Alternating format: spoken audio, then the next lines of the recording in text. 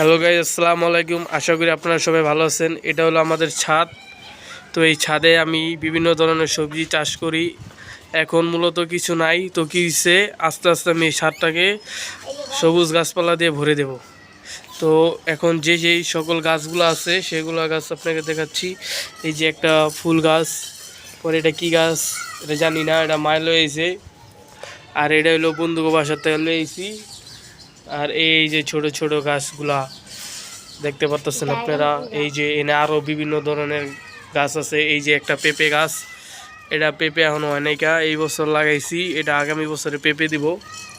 এই যে আপনার আরও ধরনের অনেক রকমের গাছ শাক আছে। পরে এই যে পুঁই শাক, পরে দেন বা ভেন্ডি হইছে, এই যে একটা আমার গাছে প্রথম ভেন্ডি হইছে। আর এই যে এই গাছটার নাম আমি জানি না, বন্ধুর ছাদের থেকে চুরি করে লয়ে আইছি।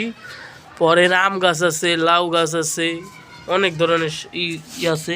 পরে এই যে নাইকল গাছ আছে, পরে আপনার এই যে লেবু গাছ আছে, পরে এই যে এই জায়গায় আরও বিভিন্ন ধরনের আছে আপনার শাক। পরে এই যে এই জায়গাও আরও অনেক ধরনের জিনিস আছে। এই যে আমার ছোট শাকের বাগানটা, এই যে আপনারা দেখতে পাচ্ছেন, এই জায়গা আমি শাক চাষ করে থাকি। পরে এই যে আমার ছাদের থেকে দেখা যায় একটা নাইকল গাছ। পরে আপনার এই যে এখান থেকেও ভিউ দেখা যায়। তো আমার মূলত এই ছাদে বহু ধরনের গাছ আছে।